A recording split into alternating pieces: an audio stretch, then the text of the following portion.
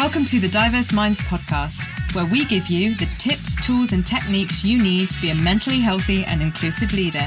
Each week, you'll hear about a variety of topics linked to mental health, well-being, and diversity that will enhance both your professional practice and personal well-being. Welcome to the 309th episode of the award-winning Diverse Minds podcast.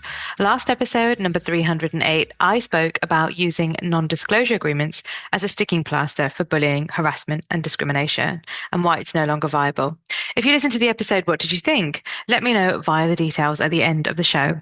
And don't forget, it's South Asian History Month from the 1st to the 31st of July. And you can check out episodes on the podcast and do check the show notes for the link. And there's several episodes on the month, different themes. And don't forget, the podcast is now fortnightly. But if you're missing weekly content, you have 6, nearly 7 years worth of episodes to listen to. And if you want my handy guide that lists the episodes with a clickable link, you can get it at diverseminds.co.uk/downloads. So on to today's show. Imagine a top performer in your organization, someone who consistently exceeds targets, meets KPIs, is brilliant at getting people on board, then starts to undermine colleagues, or has always undermined colleagues and it's come to light, dismissing feedback and creating a toxic work environment. What do you do? It is hidden at some points, but then becomes a pervasive problem. And often high performers, however we want to define high performers in your sector, in your area, in your team, with unchecked egos, let's call it, often fly under the radar because their results mask the negative impact, and they definitely can do. And I think this can be very apparent, particularly in sectors like finance and sales, where people can hit targets. And because of this, there can be also an HR blind spot. Many organizations tolerate toxic behavior from top performers due to fear of losing revenue or talent or having to recruit. So how do we define this term rockstar? It is a bit tongue in cheek, but a rockstar colleague or a rockstar person in an organization is that glamorous drummer, guitarist, bass guitarist, lead vocalist, who everyone can be really captured, enraptured by. Maybe they've got a beautiful voice. They can do amazing riffs on their guitar.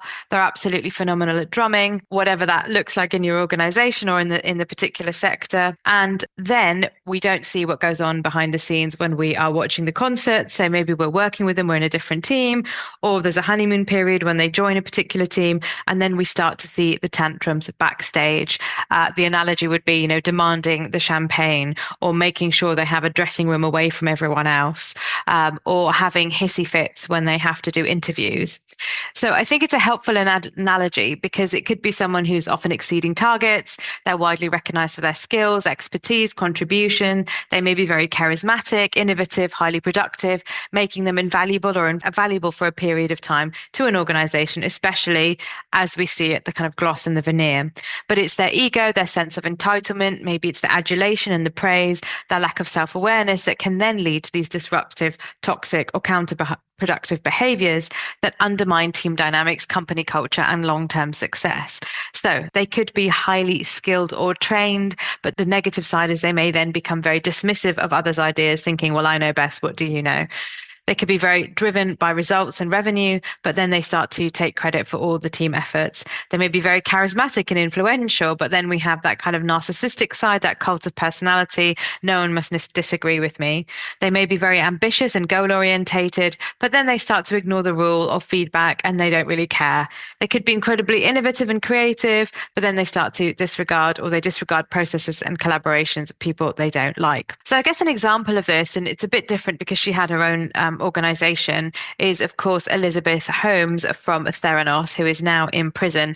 And if you want to know more about her, I would strongly suggest you check out the podcast, The Dropout, which is absolutely brilliant, which kind of explains her whole context. But in effect, she dropped out from Stanford. There's a whole story behind her. One of her idols was Steve Jobs. She tried to emulate him. Anyway, in effect, she created this company that the idea was from a pinprick blood test, you'd be able to test for many different conditions, medical conditions, but which wasn't the case. The equipment could only probably test for 8 different areas, and yet she claimed it could screen for maybe 32 or 40. I've forgotten the details now. But alongside that, it was the culture of bullying. People weren't believed. They were shut down. There were members of a scientific team, a lead person in the team who took his own life as a result of the bullying. Very serious. And then it came to light much later. And I don't know American law inside out, but it's interesting for me that she was actually done on wire fraud, what they called wire fraud. So my understanding about that when I listened to the podcast was about misusing funds effectively or misleading people about what she was using their money for. She had a lot of donors. She was really put on a pedestal. I mean, talk about rock star. She was definitely a science STEM rock star, STEMette rock star.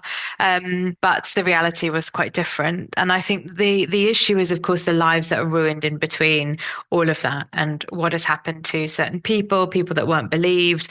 As I said, people who took their own life, people who had to spend a long time recovering from her bullying. So that's a kind of extreme rock star example. I mean, there are lots and lots, and I'm sure, unfortunately, you can think about people in your organization or people that you've worked with. So this is a thing because there is a huge financial cost.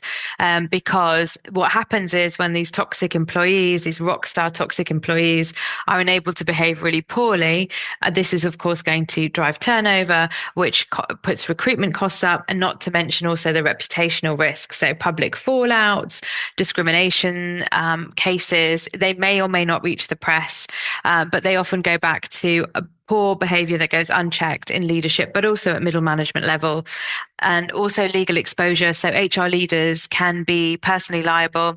It's rare that they are, but there is a liability there if they ignore behavioral red flags. However, many of us sadly will have seen these kind of poor behaviors and them not being challenged.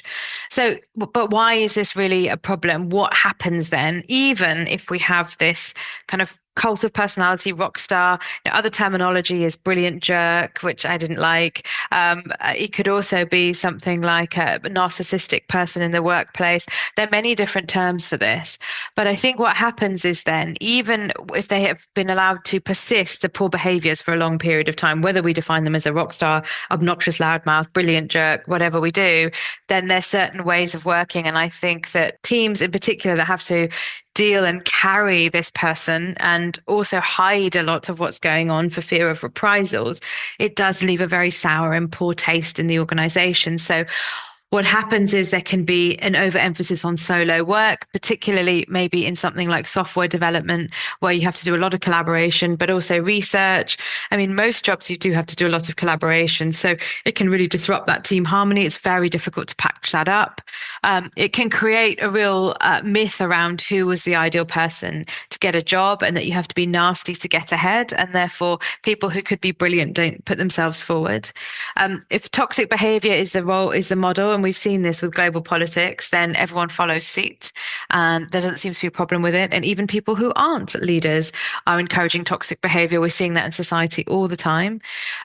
Also, someone might deliver short-term wins, but in the longer term, we know that a cohesive, positive, well-rounded team are likely to result in much better results. And if that gets ignored, then you're looking at a very piecemeal, shattered, constant revolving door team. So I really hope you're enjoying the content of my podcast and want to keep up to date. If you are, then why not join my bi-monthly newsletter? When you join my mailing list, you can now choose the download you'd like. Just go to diverseminds.co.uk/download and choose the resource that works best for you. So now what? I've highlighted all of this.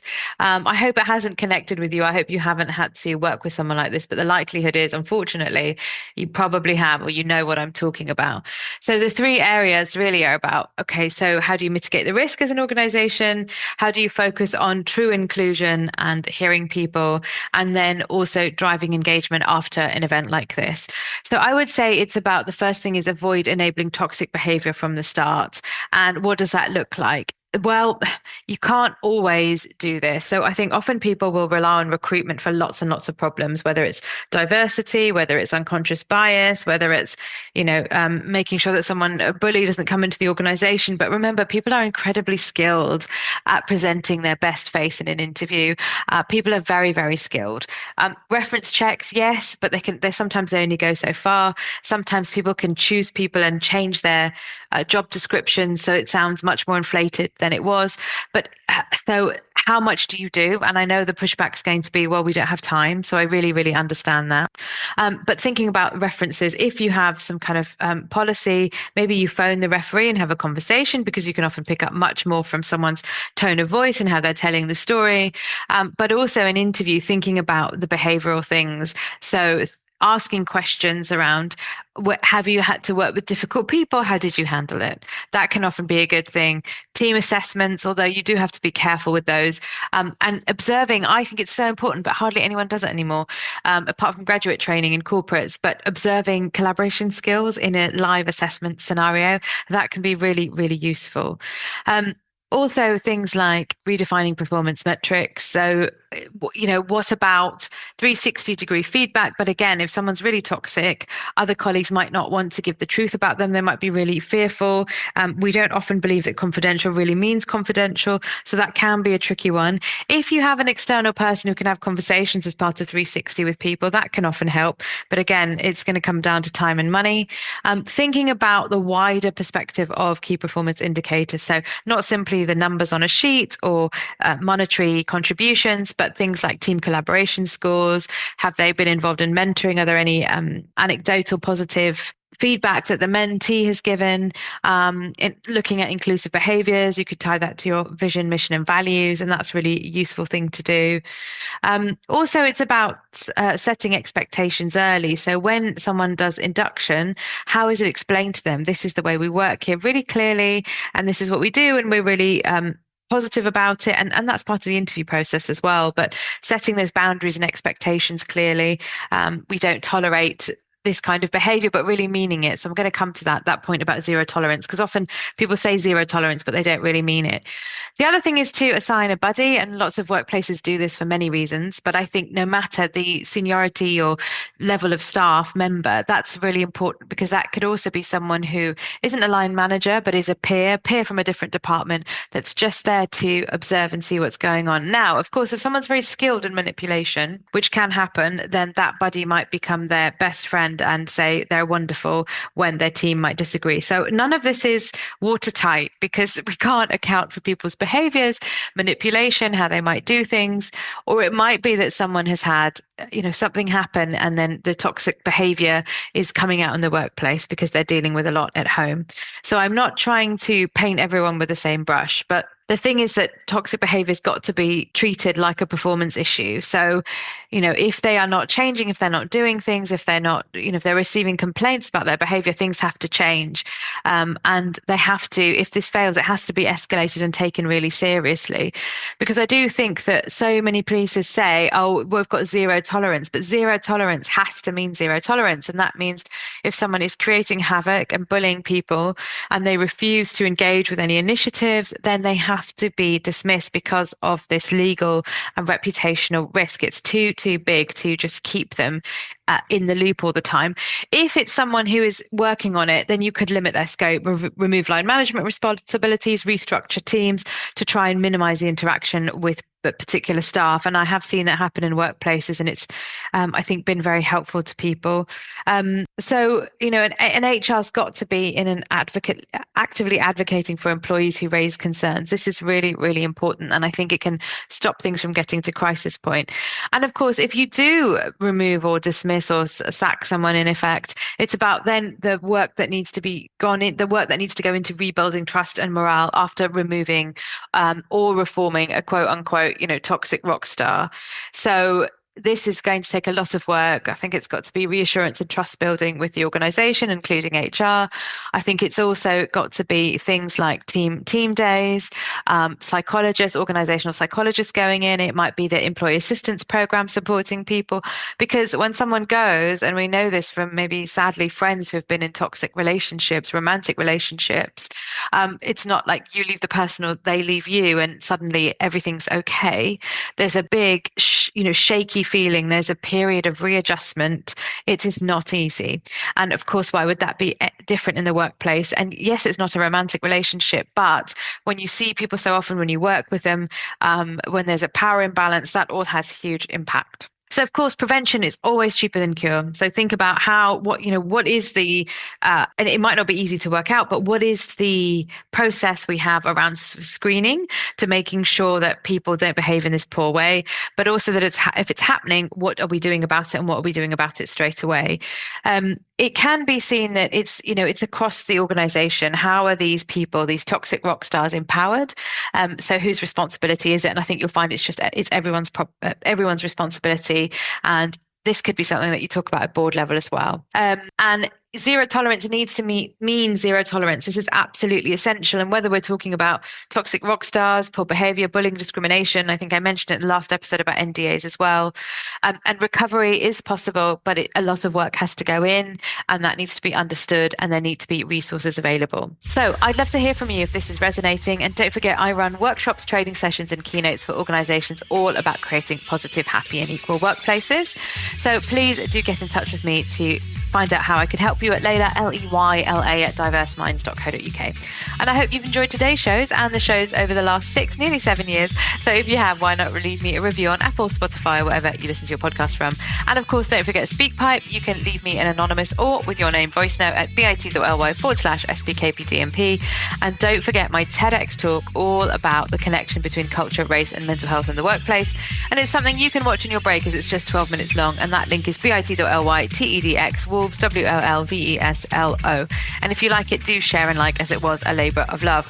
And do join me again in 2 weeks' time, where we'll be talking more about mental health and inclusion. And until then, I hope you go to some great events for South Asian Heritage Month, and I will see you in the next episode. Bye for now. Thanks for listening to the Diverse Minds podcast. Don't forget to subscribe on Apple Podcasts, Spotify, or wherever you access your podcasts from. You can also connect with me on Facebook and LinkedIn. Tune into next week's episode of the podcast, where I'll bring you more insights on mental health and inclusion. Bye for now.